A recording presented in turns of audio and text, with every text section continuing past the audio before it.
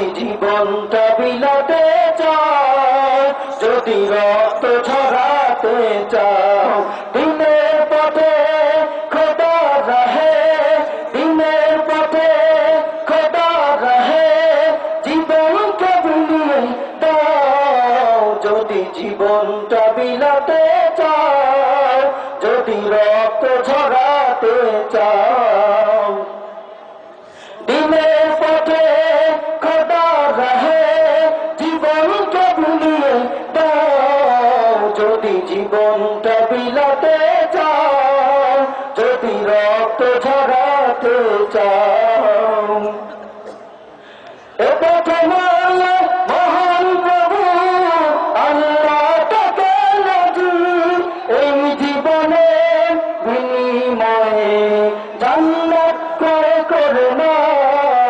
যদি জীবনটা বিলাতে চাও, যদি রক্ত ঝরাতে চাও, যদি জীবনটা বিলাতে চাও, যদি রক্ত ঝরাতে চাও, এ যুগের বীর কাসিম তুমি রাজপথে মহানায়ক, সপ্তমের পতাকাবাহী আল্লামা মামুনুল হক।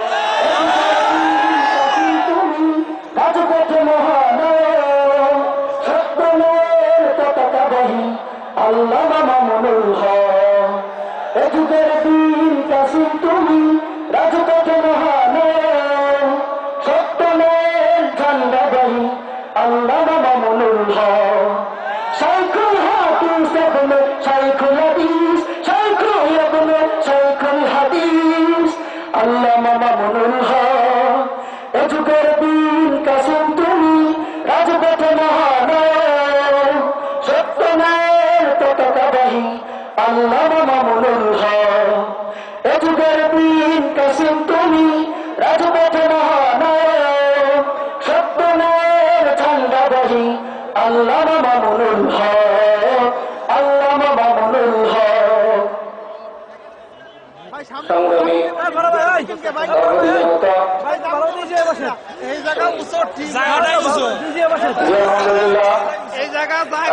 ইসলামী সঙ্গীত মামুনুল হক সম্পর্কে মোহাম্মদ শামসুল হক, মোহাম্মদ শামসুল হক।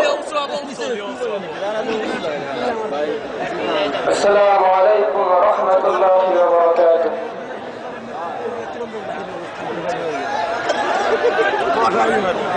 আমি হযরতের শানে শাইখুল হাদিস মামুনুল হককে স্বাগত জানাই।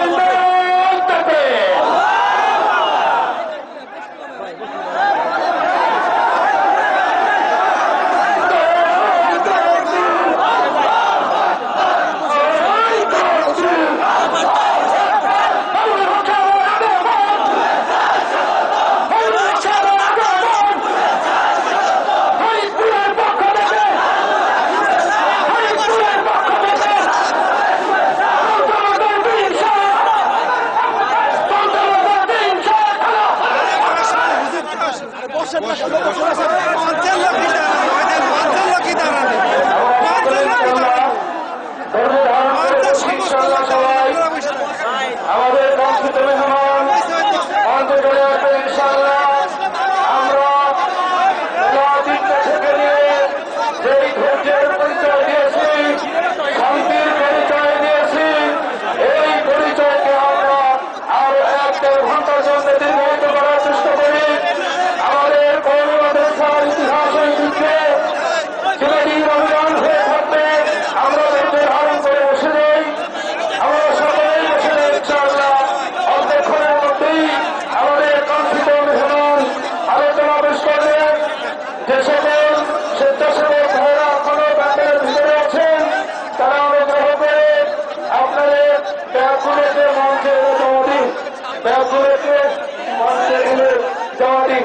আমরা সকলেই বসে নেই ইনশাআল্লাহ, সকলেই বসি।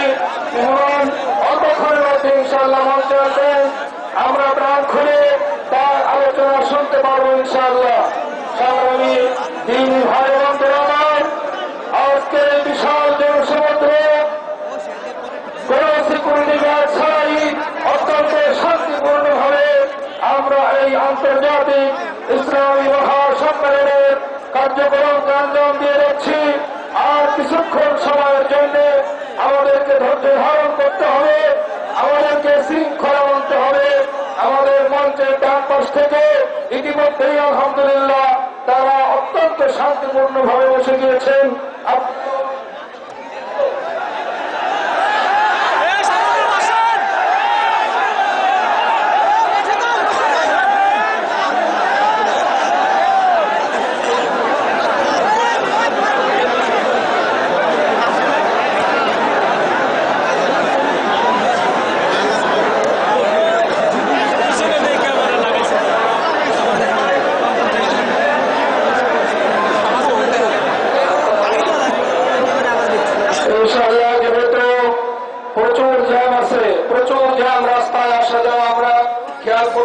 আমাদের প্যান্ডেলের ভিতরে যেহেতু যেমন জায়গা নেই, পার্শ্ববর্তী জায়গায় জায়গা নেই, তার রিসিপশনের জন্য যারা আছেন ওনারা নিজ দায়িত্বে ইনশাআল্লাহ তাকে মঞ্চে নিয়ে আসছেন।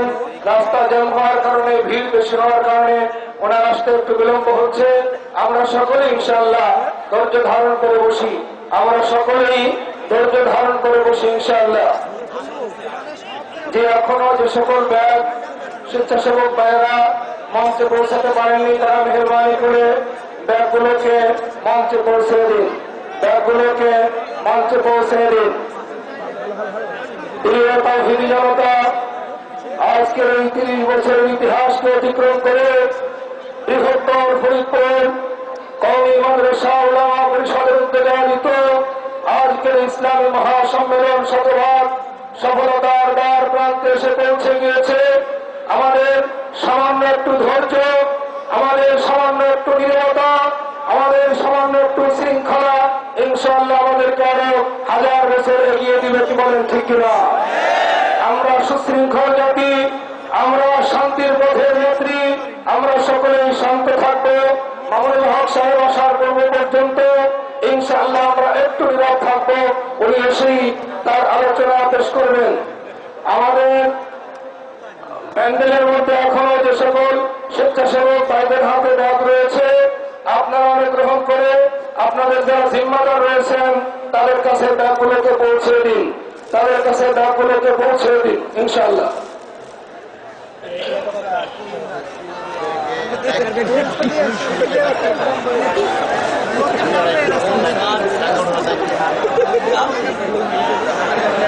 জি আলহামদুলিল্লাহ, আমাদের কাঙ্ক্ষিত মেহমান আসার পূর্ব পর্যন্ত ইনশাআল্লাহ একটি ইসলামী সঙ্গীত পরিবেশন করছে মাওলানা হেলাল উদ্দিন আবরার।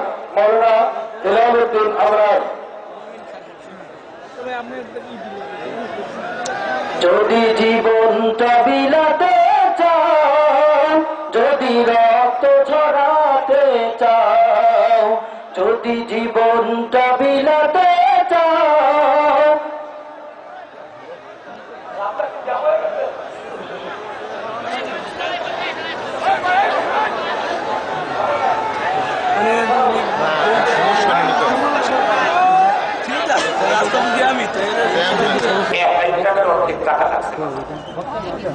খাইতে যখন দিয়েছি খাইতেছে তো খাইতেছে, খাইতেছে তো খাইতেছে, শেষে গিয়ে বলে বলে বলে এটা হলো ছেলেদের খাবার, দেন তো দেখি।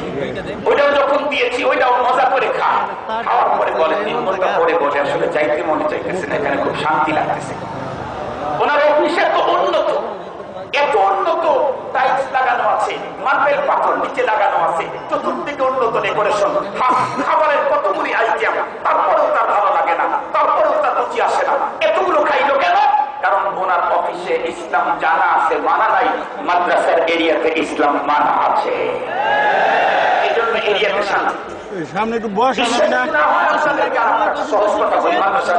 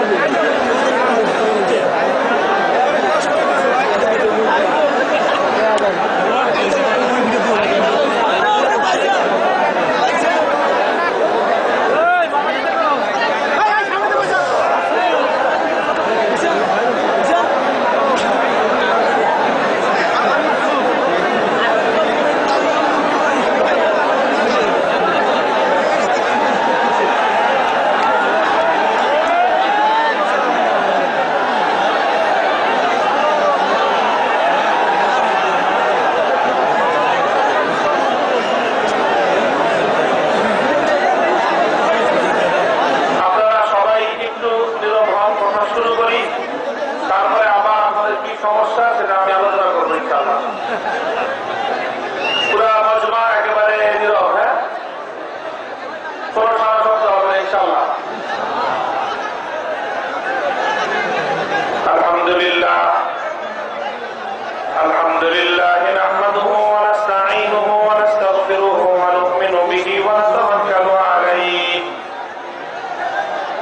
ওয়া নাশহাদু আন লা ইলাহা ইল্লাল্লাহু ওয়াহদাহু লা শারীকা লাহু ওয়া নাশহাদু আন্না সাইয়্যিদানা ওয়া মাওলানা মুহাম্মাদান আবদুহু ওয়া রাসূলুহু সাল্লাল্লাহু তাআলা আলাইহি ওয়া আলা وأصحابه وبارك وسلم تسليما كثيرا. أما بعد فأعوذ بالله من الشيطان الرجيم. بسم الله الرحمن الرحيم.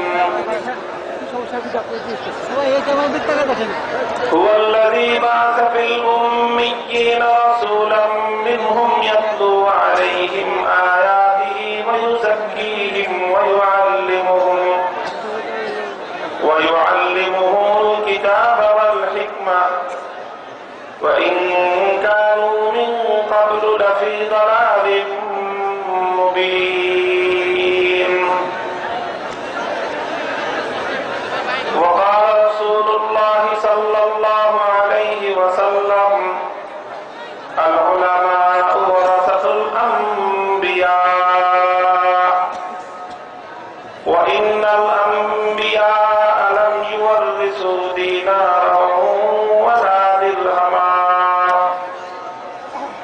إنما ورثوا العلم فمن أخذه أخذ بحظ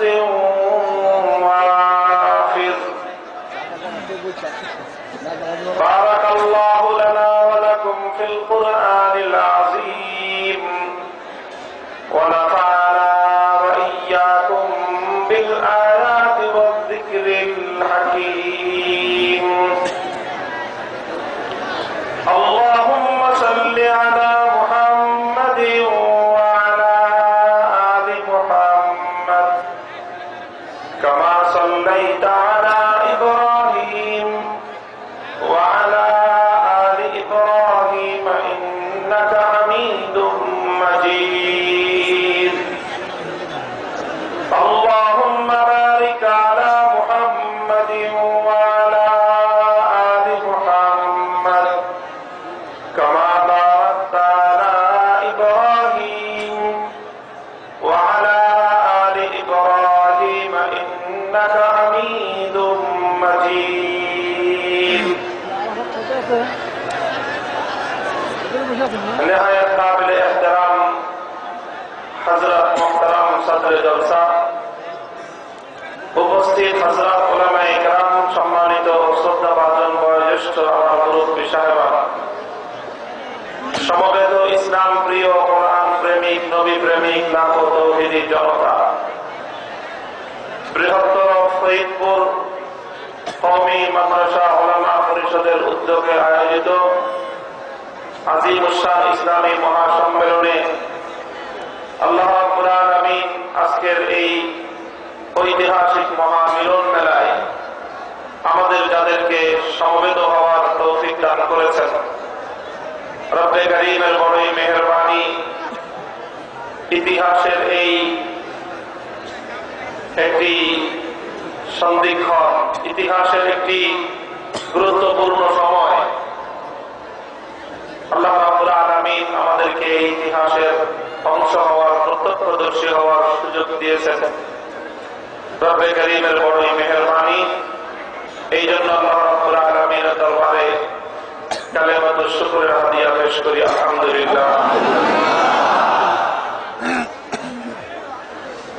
দীর্ঘ সময় পর্যন্ত আপনারা বরেণ্য উলামায়ে কেরামের কাছ থেকে গুরুত্বপূর্ণ আলোচনা শুনেছেন। আমার পূর্বে বাংলাদেশের খ্যাতিমান এবং অত্যন্ত জনপ্রিয় বক্তব্য রেখেছেন আমাদের রাবেতাতুল ওয়াইজিন বাংলাদেশের সম্মানিত সভাপতি হযরত মাওলানা আব্দুল বাসাত খান হাফিজাহুল্লাহ, তার পূর্বে রাবেতাতুল ওয়াইজিন বাংলাদেশের অন্যতম উপদেষ্টা মাওলানা খালেদ সাইফুল্লাহ আইয়ুবী হাফিজাহুল্লাহ তাআলা ওয়া রাআহ বক্তব্য রেখেছেন। এরা ছাড়াও আল্লামা মিলাদউদ্দিন সাহেব শেখুল হাদিস দামাত বরকাতুহুল আলিয়া সহ স্থানীয় উলামায়ে কেরাম বুজুর্গানে দ্বীন আলোচনা পেশ করেছেন। সম্ভবত আমার পালা সর্বশেষ আলোচনা মঞ্চে দেশের বরেণ্য বৃহত্তর এই ফরিদপুর অঞ্চলের বরেণ্য উলামায়ে কেরাম উপস্থিত আছেন। আজকের এই জলসায় সভাপতিত্ব করছেন হযরতুল আল্লামা হযরত মাওলানা আকরাম আলী সাহেব হুজুর দামাত বরকাতুহুল আলিয়া। সকলের পক্ষ থেকে কিছু কথা বলবার জন্য আমি ভূমিষ্ঠ। আলহামদুলিল্লাহ, আমি যেই কথাগুলো বলি এবং যেই কথাগুলো শোনার জন্য আপনারা, শুধু আপনারাই নয় বরং বাংলাদেশের প্রায় প্রতিটি অঞ্চলের তৌহিদি জনতা তারা অনেকটা উন্মুখ হয়ে থাকে। তারা বাঁধ ভাঙ্গা জোয়ারের মতো মাহফিলগুলোতে ছুটে আসছে। কথাগুলো আসলে আমার নয়। যেই কথাগুলো আমি উচ্চারণ করি, কণ্ঠস্বরটা আমার, কথাগুলো সকল আলেম সমাজের, কণ্ঠটা উচ্চারিত হয় আমার ব্যক্তিগত মামুনুল হকের, কিন্তু কথাগুলো আল্লাহ কোরআনের। মুহতারাম হাজিরিন, আজকের এই বিশাল মজমাকে লক্ষ্য করে আমি কাটা কাটা কয়েকটা কথা আরোপ করব।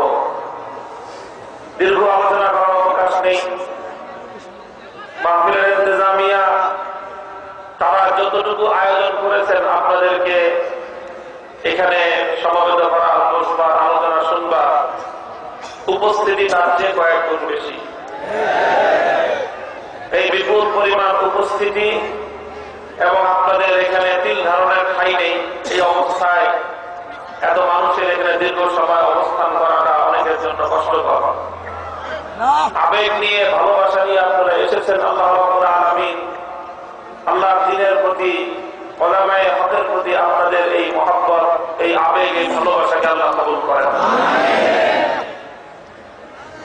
আপনারা উলামায়ে কেরামকে মহব্বত করেন, বিশেষ করে আপনারা আমাকে মহব্বত করে আজকের এই মজলিসে আপনারা জড়ো হয়েছেন।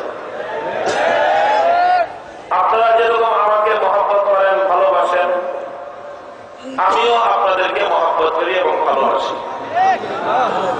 এবং আমি আশাবাদী যে আমাদের এই পারস্পরিক এই মহব্বত এবং আমাদের এই ভালোবাসা, এটা আমার জন্য এবং আপনাদের সকলের জন্য কিয়ামতের দিন নাজাতের জরিয়া হবে। এবং আমাদের এই সম্পর্কটা, এই যে আপনার সাথে আমার এবং আমার সাথে আপনার, এই সম্পর্কটা এটা কোনো দুর্বল সম্পর্ক নয়, এটা অনেক গভীর সম্পর্ক। এই সম্পর্কটা অনেক দৃঢ় এবং মজবুত সম্পর্ক।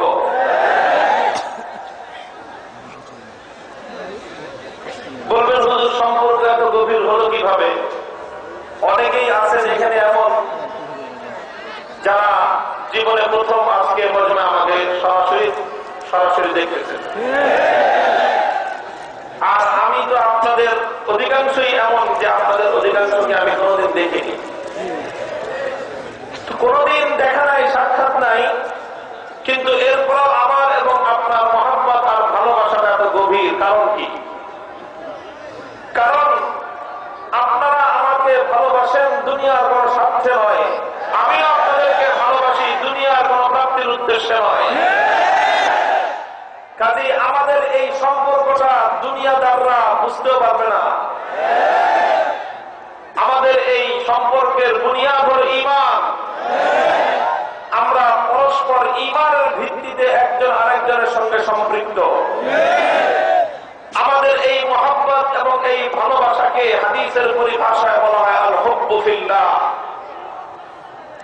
আমরা একে অপরকে ভালোবাসি, আমাদের উদ্দেশ্য এই পরস্পর ভালোবাসাবাসির মাধ্যমে একজনকে রাজি আর খুশি করা, তিনি হলেন আরশের মালিক। আমি আপনাকে ভালোবাসি এজন্য যে আপনাকে ভালোবাসলে আমার আল্লাহ রাজি হবেন। আপনারা আমাকে ভালোবাসেন এজন্য যে আমাকে ভালোবাসলে আল্লাহ রাজি হবেন। ততদিন আমি আপনাদেরকে ভালোবাসবো যতদিন আপনাদেরকে ভালোবাসলে আল্লাহ খুশি হবেন। এবং আপনাদেরকেও আমি বলি, আপনারা ততদিন পর্যন্ত আমাকে মহব্বত করবেন যতদিন আমাকে মহব্বত করলে আল্লাহ খুশি হবেন। আল্লাহ না করুন, আল্লাহ না করুন, আল্লাহ না করুন, কোনদিন যদি আমি অথবা আপনি, আমরা যে কেউ এই জায়গাটা থেকে সরে যাই, অর্থাৎ এমন অবস্থায় যদি আমি উপনীত হই যে আমাকে মহব্বত করলে আল্লাহ রাজি হবেন না, তাহলে সেই দিন আমি এটা জানি এবং আমি এটা বিশ্বাস করি এবং আমি এটা অনুরোধ করি যে সেই দিন আমি ব্যক্তি মামুনুল হকের কোন গুরুত্ব আপনাদের কাছে থাকবে না। আমাদের এই যে মহব্বত এবং ভালোবাসার সূত্রটা হলো এক, আল্লাহকে রাজি আর খুশি করা। মান আহাব্বা লিল্লাহি ওয়া আবগাদা লিল্লাহি ওয়া আতা লিল্লাহি ওয়া মানা লিল্লাহি ফাকাদ ইসতাকমালাল ঈমান।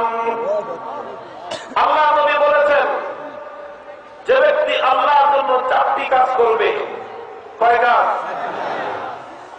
সে তার ঈমানকে পরিপূর্ণ করে নেবে। যে ব্যক্তি আল্লাহর জন্য চার কাজ করবে তার ঈমান পূর্ণ হবে। যে এই চার কাজ আল্লাহর জন্য ছাড়া অন্য কারো জন্য করবে তার ঈমান পূর্ণ হবে না। এক নম্বর, আহাব্বা লিল্লাহ, কাউকে ভালোবাসবে তো আল্লাহর জন্য ভালোবাসবে। কারো সাথে শত্রুতা রাখবে তো আল্লাহর জন্য শত্রুতা রাখবে। দেখেন, মুদ্রার এপিঠ এবং ওপিঠ দুটোটাই আল্লাহর জন্য করতে হবে। শুধু আল্লাহর জন্য ভালোবাসলেন এটার দ্বারা ঈমান পূর্ণ হবে না। যেমনি ভাবে ভালোবাসতে হবে আল্লাহর জন্য, শত্রুতাও রাখতে হবে তার জন্য। শত্রুতাও রাখতে হবে আল্লাহর জন্য। যাদের সাথে আমাদের শত্রুতা, পরিষ্কার ভাষায় বলি, কারো সঙ্গে ব্যক্তিগত কোন সহায় সম্পদ নিয়ে আমাদের দ্বন্দ্ব আর লড়াই নাই। কারো সঙ্গে ব্যক্তিগত স্বার্থ নিয়ে আমাদের ফ্যাসাদ নাই। ক্ষমতা নিয়ে কারো সঙ্গে আমাদের দ্বন্দ্ব আর লড়াই নাই। দুনিয়ার কোন স্বার্থ নিয়ে কারো সঙ্গে আমাদের বিরোধ নাই। আমরা যদি কারো সঙ্গে বিরোধ করি, আল্লাহর জন্যই বিরোধ করি। যে বা যারা আল্লাহর দ্বীনের বিরুদ্ধে অবস্থান নিবে, যে বা যারা আল্লাহর কোরআনের বিরুদ্ধে পদক্ষেপ নিবে, তিনি যেই হন না কেন, তার প্রতি আমার ব্যক্তিগত যত অনুরাগ এবং ব্যক্তিগত যত ভালো লাগাই থাকুক না কেন, আল্লাহর নামের শপথ করে বলি, ঈমানের দাবি হলো যখন আপনি অথবা আপনারা আল্লাহর বিপক্ষে অবস্থান নিবেন আল্লাহর বান্দা হিসেবে, তখন আপনার বিরুদ্ধে শত্রুতা পোষণ করে আমার ঈমান।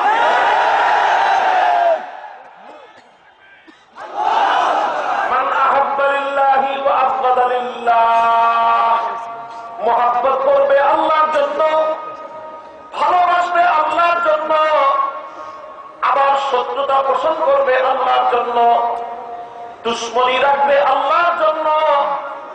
উভয়টা যখন একত্রিত হয় তখনই মুহাব্বত এবং ভালোবাসা পূর্ণতা লাভ করে।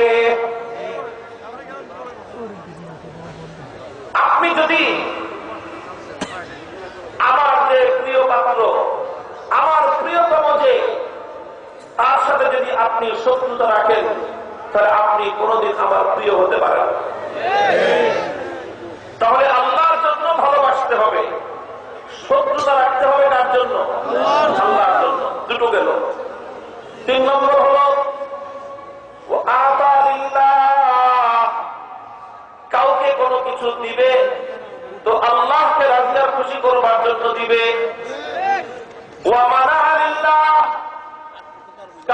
কোনো কিছু দেওয়া থেকে বিরত থাকবে, তো আল্লাহকে রাজি আর খুশি করবার জন্য বিরত থাকবে।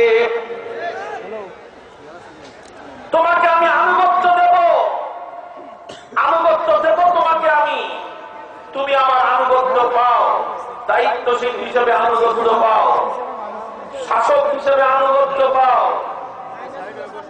তুমি আমার নেতা হিসেবে আমার আনুগত্য পাও, আমি তোমাকে আমার আনুগত্য দেব।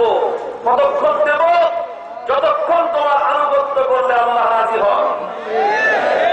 ওয়ামান আলিল্লাহ, যখন দেখবো তোমার আনুগত্য করলে আমার আল্লাহ নারাজ হন, যখন দেখবো তোমার কথা মানলে আমার আল্লাহ বেজার হন।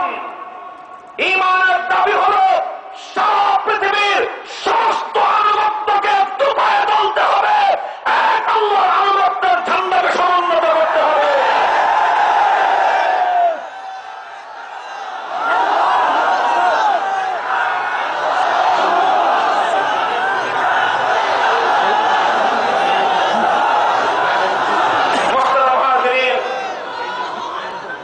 এটা হলো অত্যন্ত গুরুত্বপূর্ণ একটা মৌলিক বিষয়। আপনি এক আল্লাহকে রাজি করার চ্যালেঞ্জ নিজের জীবনে গ্রহণ করেন। একজনকে রাজি করবেন, এতজনকে রাজি করে দেওয়া সম্ভব না।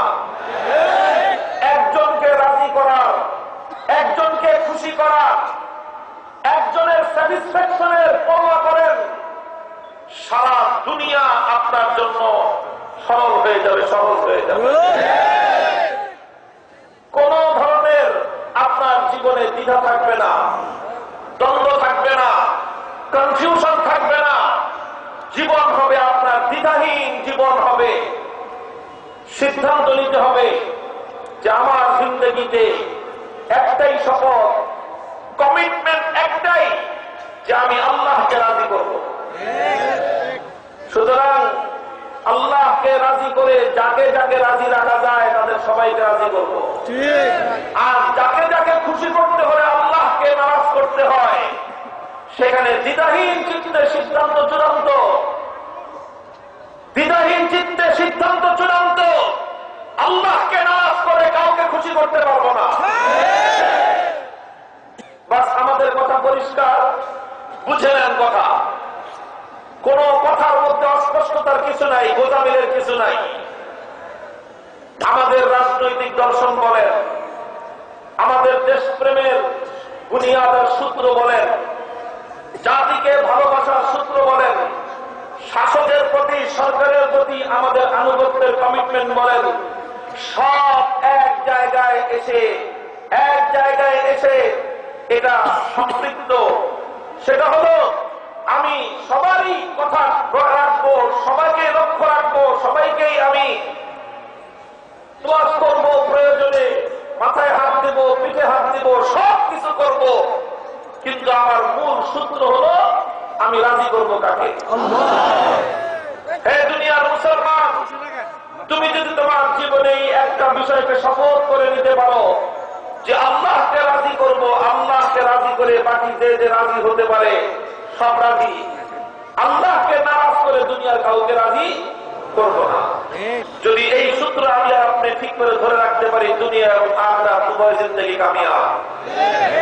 দুনিয়াতে যারা এক আল্লাহর সামনে মাথা নত করে, সত্যিকার অর্থে যারা এক আল্লাহর উপর ভরসা রাখে, সত্যিকার এবং পূর্ণাঙ্গ অর্থে যারা এক আল্লাহর জন্যই নিজের জীবনকে নীরব নিবেদন করে, সারা দুনিয়াকে আল্লাহ পাক রব্বুল আলামিন তার জন্য হামওয়ার করে দেন, সারা দুনিয়াকে আল্লাহ রব্বুল আলামিন তার জন্য অনুকূল করে দেন। আর যে এক আল্লাহকে নারাজ করে সারা দুনিয়াকে সন্তুষ্ট করার চেষ্টা করলো, তার জীবন কোনদিন সুখময় হতে পারে না, শান্তিময় হতে পারে না। এই জন্য মুজাহিদে আজম আল্লামা শামসুল হক ফরিদপুরি রহমতুল্লাহ আলাইহির একটা অমীয় বাণী, অমর বাণী রয়েছে, সোনার অক্ষরে লিখে রাখার মতো। তিনি বলেছেন, তুমি দুনিয়ার কিছুই পাওনি, শুধু আল্লাহকে পেয়েছো, তবে তুমি সবকিছু পেয়েছো। আর তুমি দুনিয়ার সবকিছু পেয়েছো, কিন্তু আল্লাহকে পাওনি, তবে তুমি কিছুই পাওনি। এ মাটির সোনালী সন্তান, হাজার বছরের একজন মহামানব আল্লামা শামসুল হক ফরিদপুরি রহমতুল্লাহ আলাইহির এই কথা কোরআন হাদিসের সারনির্যাস। তুমি আল্লাহকে পেয়েছো, দুনিয়ার আর কিছুর দরকার তোমার নাই। তুমি আল্লাহকে পাওনি, সারা দুনিয়া তোমার হাজাত আর তোমার অভাব পূরণ করতে পারবে না। ইমানদার এক আল্লাহর সামনে মাথা নত করে, এজন্য দুনিয়ার আর কারো সামনে তাকে মাথা নত করতে হয় না। আর যারা এক আল্লাহর সামনে মাথা নত করতে ইতস্তত বোধ করে, আল্লাহ পাক রব্বুল আলামিন দুনিয়ার দুয়ারে দুয়ারে তাদের মাথা নত করতে বাধ্য করেন। কখনো সরস্বতীর সামনে, কখনো দুর্গার সামনে, কখনো কালীর সামনে, কখনো বটগাছের সামনে, কখনো পাথরের সামনে, কখনো পাহাড়ের সামনে, এমনকি কখনো গরুর সামনে। হাজারো দুয়ারে তোমাকে মাথা নত করতে হবে, কারণ তুমি এক আল্লাহর সামনে মাথা নত করোনি। মুহতারাম হাজিরিন, কাজেই মাথা নত করবো কয়জনের সামনে? রাজি আর খুশি করার নিশ্চয়তা কয়জনের?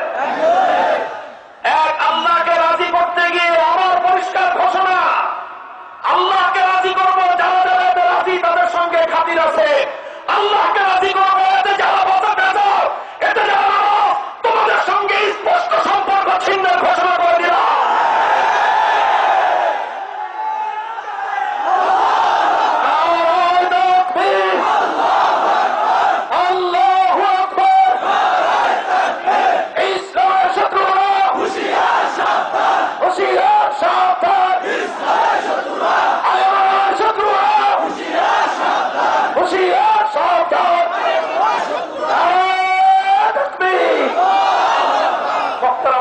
আমার 2 নম্বর কথা, কোরআনে পাক থেকে যে আয়াত আমি আপনাদের সম্মুখে তেলাওয়াত করেছি, আল্লাহ পাক রব্বুল আলামিন তার নবী আলাইহিস সালাতু ওয়াস সালামকে দুনিয়াতে প্রেরণ করেছেন অনেকগুলো দায়িত্ব দিয়ে, এবং এই দায়িত্বগুলোর সমষ্টির নামই হলো ইসলাম।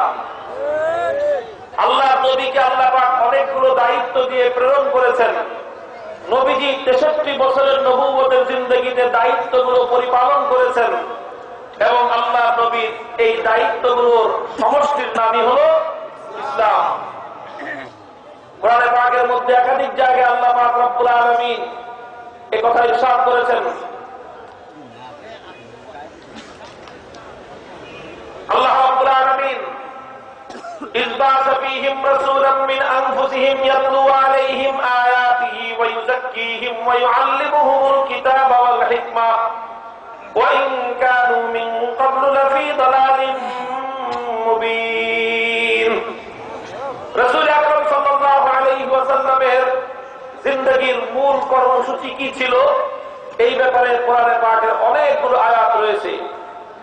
সমস্ত আয়াতগুলোকে যদি একত্রিত করা হয়, তাহলে নবীজির অনেকগুলো জিম্মাদারি আর দায়িত্বের কথা খুঁজে পাওয়া যায়।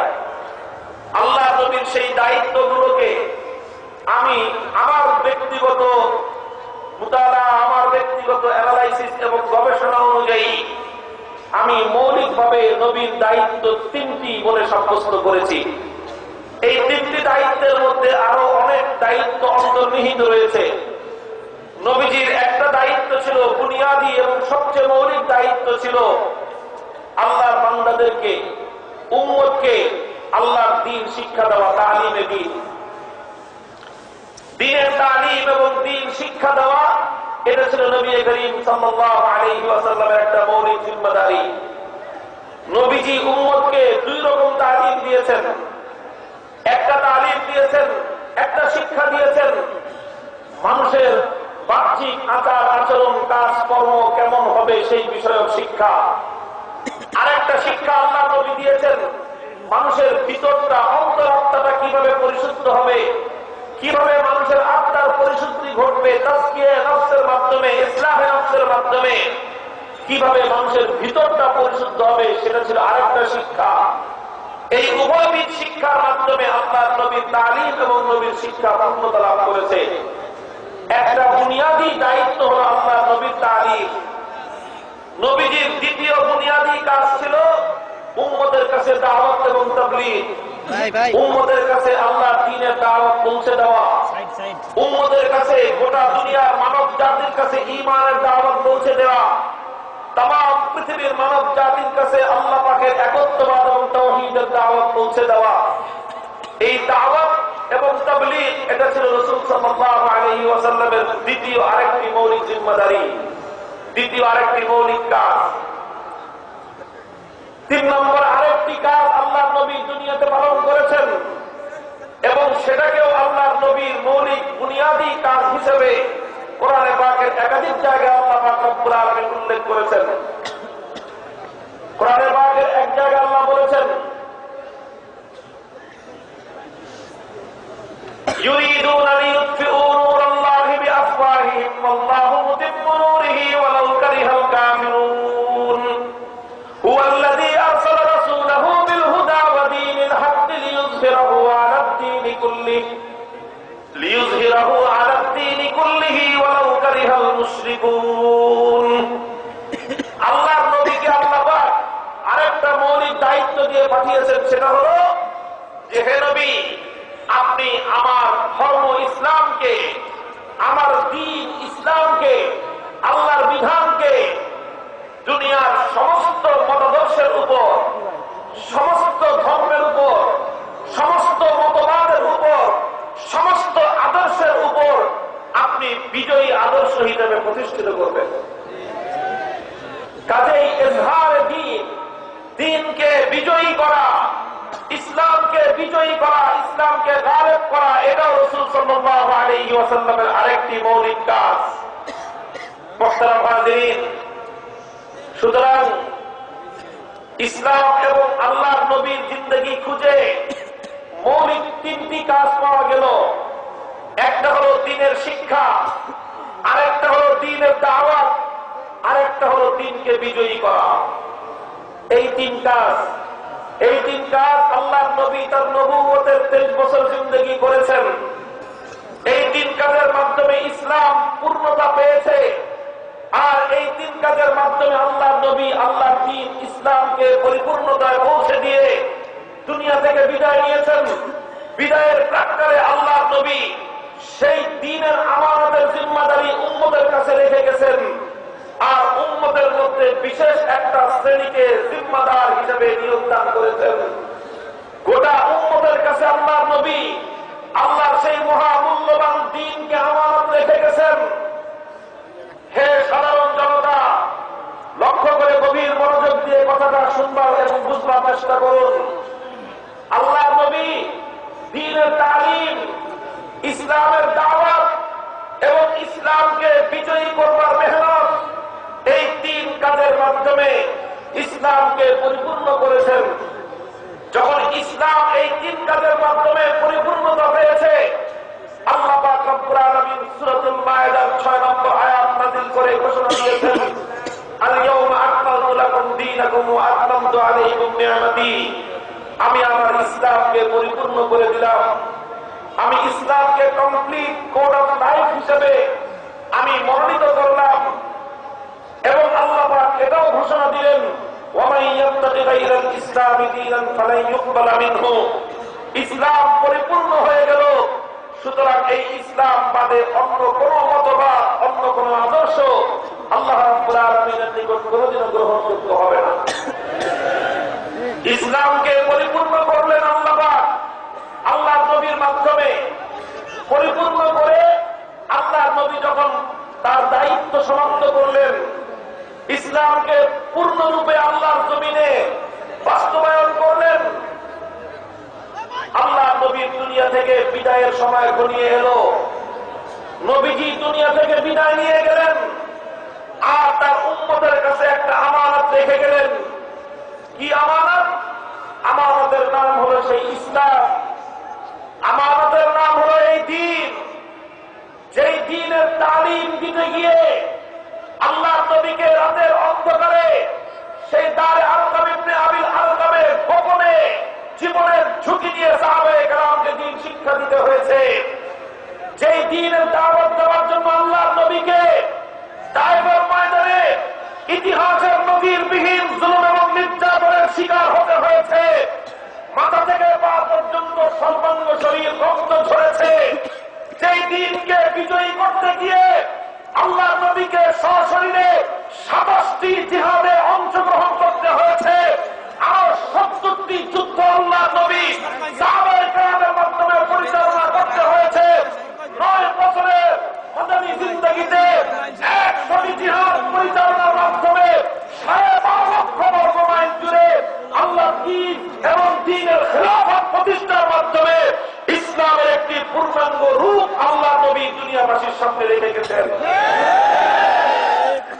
এইভাবে ইসলামকে পূর্ণ করে ইসলামের তালিমের মেহনত, ইসলামের দাওয়াতের মেহনত আর ইসলামকে বিজয়ী করবার এই মেহনত উম্মতের কাছে আমানত রেখে আল্লাহ নবী শান্তির ঘুম ঘুমিয়েছেন। গোটা উম্মতে মুহাম্মাদিয়ার কাছে আমানত, গোটা উম্মতে মুহাম্মাদিয়ার কাছে আমানত। হে উম্মতে মুহাম্মাদিয়া, তোমরা যারা আশায় মুখ বেঁধে আছো কিয়ামতের কঠিন ময়দানে হাসরের মাঠে আল্লাহর নবীর সামনে গিয়ে হাজির হবে, পিপাসায় ছাতি ফেটে যেতে থাকবে, তৃষ্ণায় হাহাকার উঠবে, গোটা হাসরের মাঠ জুড়ে মানুষ আত্মচিৎকার করতে থাকবে, পানির তৃষ্ণায় মানুষের প্রাণ অস্তগত থাকবে। ওই সময় গোটা হাসরের মাঠ জুড়ে হাউজে কাউসার ছাড়া ভিন্ন কোনো পানির ব্যবস্থা থাকবে না। আর ওই হাউজে কাউসারের মালিকানা, ওই হাউজে কাউসারের সত্ত্বাধিকার কোন পয়গম্বরের কাছে থাকবে না, কোন ফেরেশতার কাছে থাকবে না, কোন মাখলুকের কাছে থাকবে না। একমাত্র আল্লাহর পয়গম্বর মুহাম্মদ আরবি সাল্লাল্লাহু আলাইহি ওয়াসাল্লাম, তিনি হবেন হাউজে কাউসারের একচ্ছত্র নিয়ন্ত্রক এবং একমাত্র মালিক।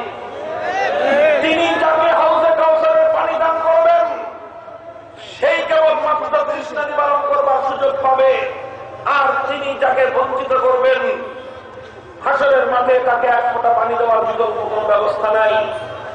সেই দিন উম্মত যাবে দলে দলে আল্লাহ নবীর কাছে পানি পান করতে।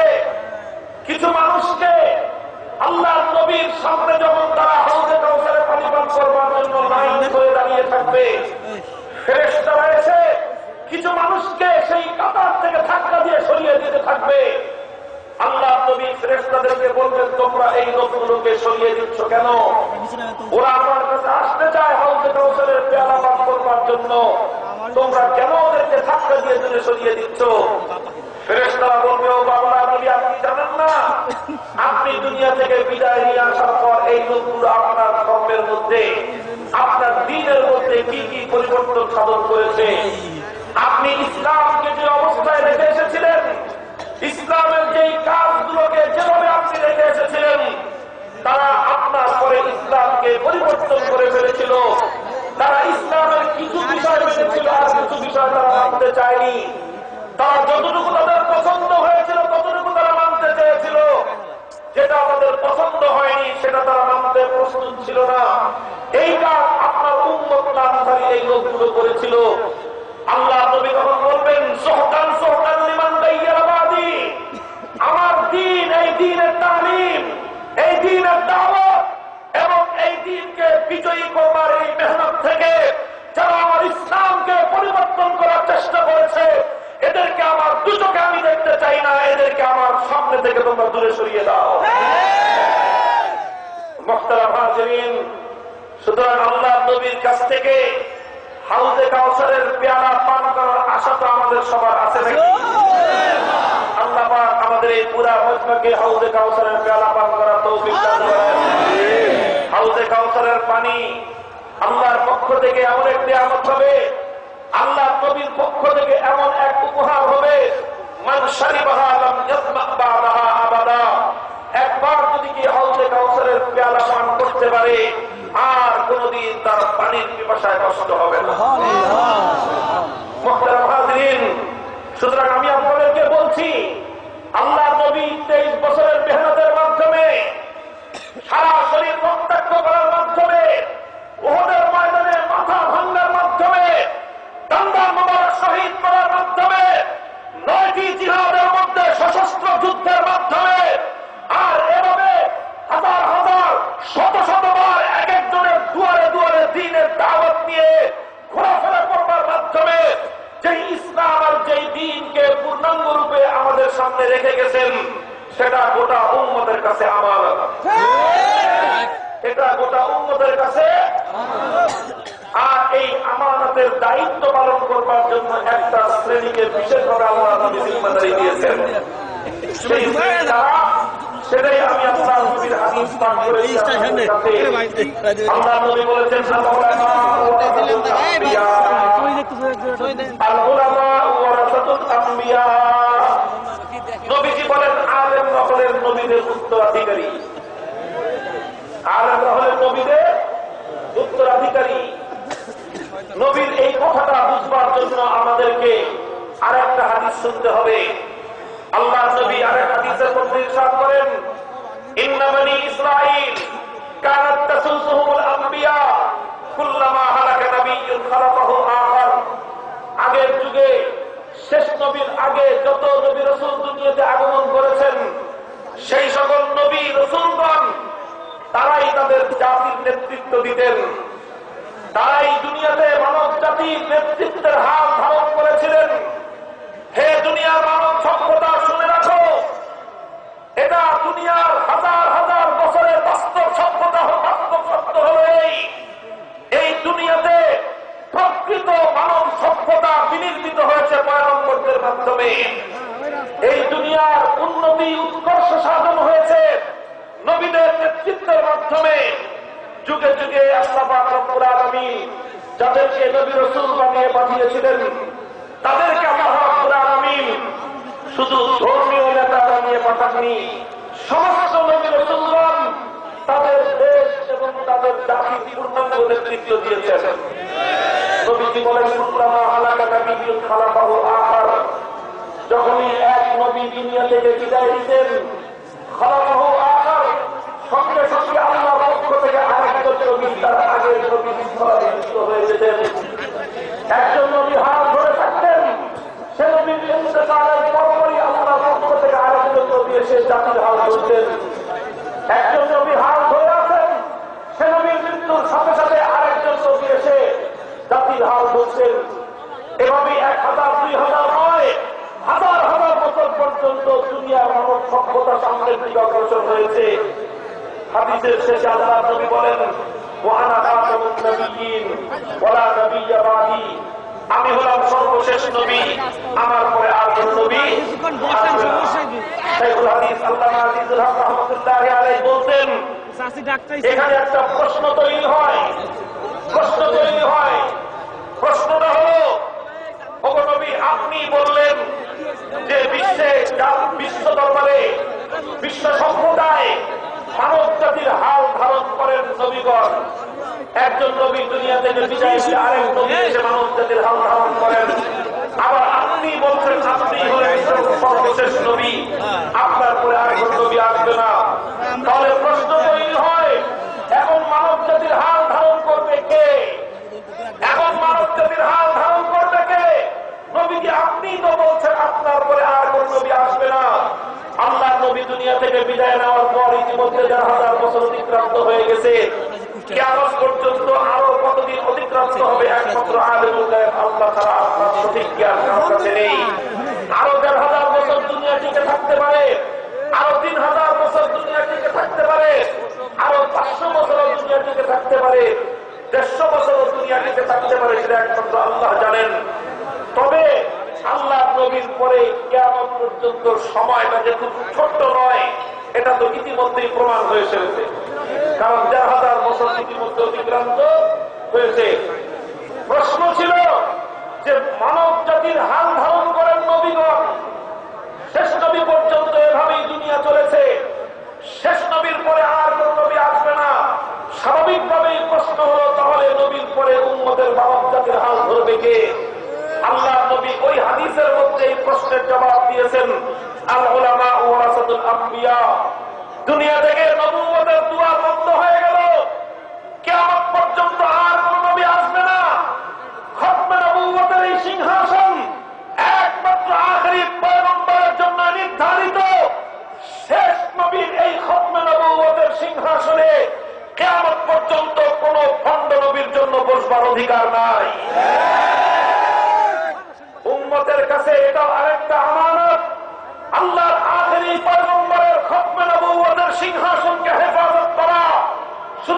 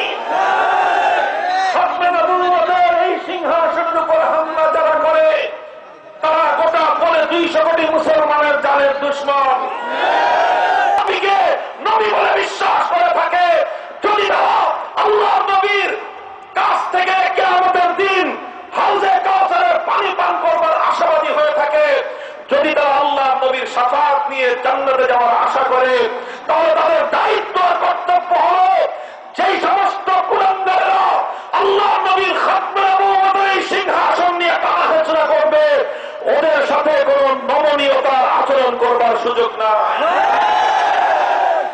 আপনার মায়ের ইজ্জতের কাপড় নিয়ে যদি কেউ টানাহেচড়া করে, সন্তান হিসেবে তার প্রতি কোন শ্রদ্ধা রাখবার সুযোগ নাই। বাবার ইজ্জতের কাপড় নিয়ে যদি কেউ টানাহেচড়া করে, তার সঙ্গে সদাচরণ করবার কোন সুযোগ নাই। সন্তান হিসেবে মা বাবার ইজ্জত এবং আব্রু হেফাজত করার দায়িত্বের জায়গা থেকে মা বাবার ইজ্জতের উপর যে আঘাত করবে, সেই কুলাঙ্গারকে চূড়ান্তভাবে আঘাত করাই সন্তানের দায়িত্ব।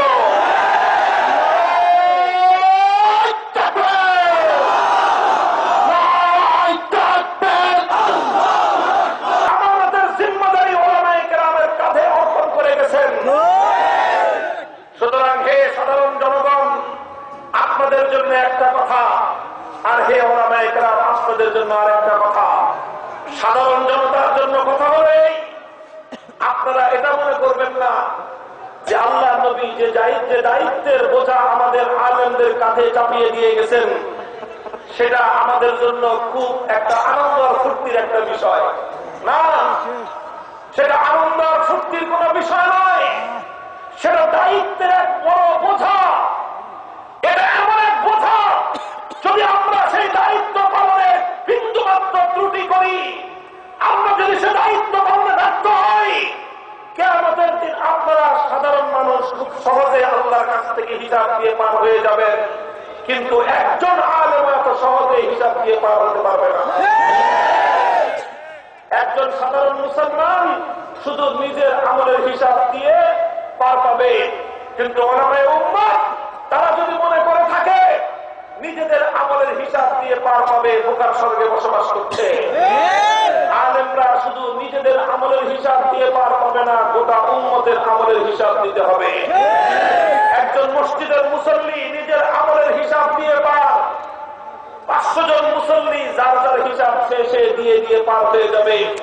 ইমাম সাহেব ইমামতিতে যেমন গৌরব চলছেই চলবে, দিন বিজয়ের সংগ্রাম চলছেই চলবে, চলছে চলবে দিন বিজয়ের সংগ্রাম। কাফের কাফের কাদিয়ানীরা কাফের, কাফের কাফের কাদিয়ানীরা কাফের, নারায়ে তাকবীর। মুহতারাম হাজিরিন, আমার এটাই হলো আখেরি পয়গাম, যেই কথার কারণে সারা দেশে আজ এইরকম একটা উদ্বেগজনক অবস্থা তৈরি হয়েছে। আমি কোথাও গেলে সেখানে সবাই একটা উদ্বেগ উৎকণ্ঠা নিয়ে অপেক্ষমান থাকে, জানি কি হবে। কারণটা কি? আমি আজ শাইখুল হাদিস আল্লামা আজিজুল হক রাহমাতুল্লাহ আলাইহির কাছ থেকে উত্তরাধিকার সূত্রে ইলমে দ্বীন এবং দ্বীন ইসলামের দায়িত্বশীলতার এই শপথ গ্রহণ করার পর থেকে আজ থেকে 25 বছর আগে হযরতের কাছ থেকে মাথায় পাগড়ি পরিধান করে দায়িত্ব গ্রহণ করেছি। বিগত 25 বছরে আমাদের এমন কোন রেকর্ড নেই যেখানে আমরা দায়িত্ব জ্ঞানহীন কোন কাজ করেছি। তাহলে কেন আজকে এই উদ্বিগ্ন অবস্থা, কেন আজকে এই উদ্বেগ এবং উৎকণ্ঠার পরিস্থিতি? কারণ আমি এই অপ্রিয় সত্য কথাটি দ্বিধাহীন চিত্তে উচ্চারণ করছি। সেটাই কথা, সেটাই কথা। আল্লাহ নবী গোটা